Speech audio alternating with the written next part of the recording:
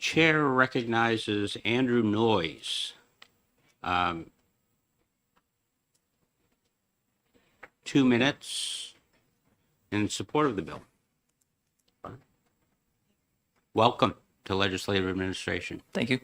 Good morning. My name is Andrew Noyes. I am in support of this resolution. I'm one of the people coming of my own right. I'm not representing any firm or group. The input from the clerk was a bit telling, but frankly, I think that his statement actually contradicted itself. And that is the primary source of authority for everything that's going to be discussed in this room and here in this city is the Constitution.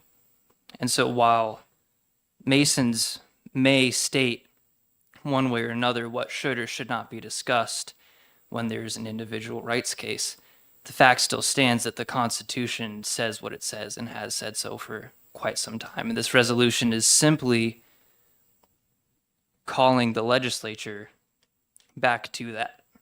And that is in Part 1, Article 11, and Part 2, Article 32. It's very plainly stated what the requirements are for a lawful election.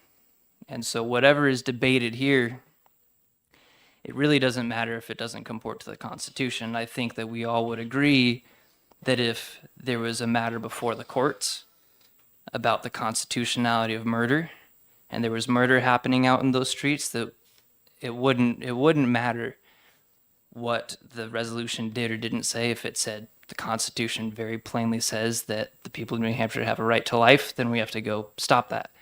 And whatever was granted to the legislature to make that happen needs to happen yesterday.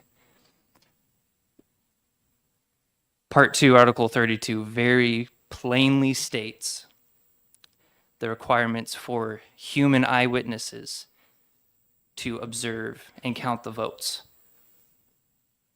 The leap from that to a machine, and one of the prior gentlemen went into detail about some of the inner workings of those machines.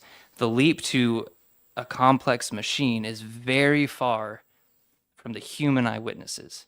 And it's not the job of the legislature, it's not the job of any executive or judicial members to decide that that human eyewitness now means a machine. Frankly, I think it's kind of ridiculous, and I think that everybody in this room needs to remember that the testimony from the clerk earlier was referring to Mason's manual, which says that the Constitution stands on a higher plane, which of course comports with legislative procedure to consider the Constitution before anything else. And to ask this simple question, does Part 1, Article 11, and Part 2, Article 32, clearly state the human requirements for conducting an election? If so, the question has already been answered then. And the matters set forth in this resolution are really self-explanatory and need to be acted on immediately. That's all. Thank you for your testimony. Would you be willing to take questions if there are any? Yes. Are there any? Rep. Pearson. It's a two-parter because it requires a... Let's start with the first one. Do you know where the largest polling place in the United States is? Single polling place? It's in Derry, my district. We have 18,935 registered voters.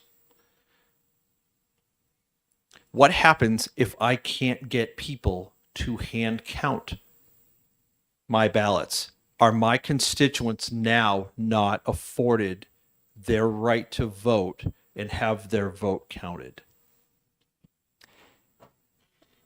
Again, I think that the question is avoiding the initial imperative and obligation that you have as a representative to lawfully carry out elections. Though we are... You're not answering my question. You're not answering my question. I am answering your question, though, because you swore an oath to the Constitution of the state of New Hampshire, which clearly states the requirements. electronic voting machines are not those requirements. If we want to amend the Constitution, everybody in this room, I assume, knows the simple lawful means to do that.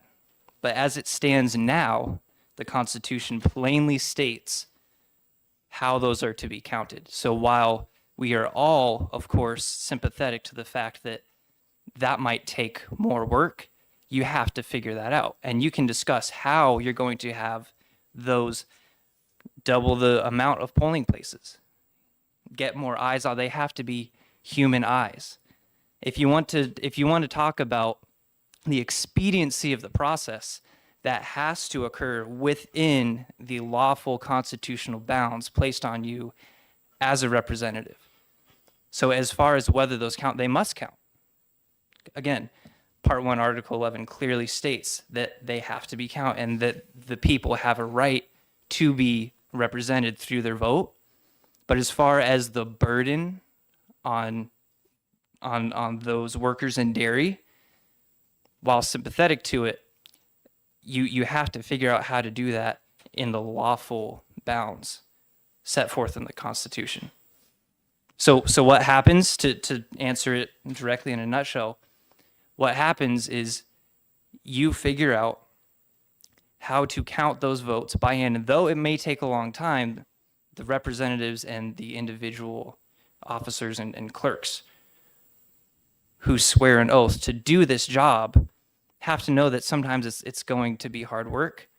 That cannot ever trump what the Constitution says. Thank you. Any other questions? Thanks for your testimony. Appreciate it.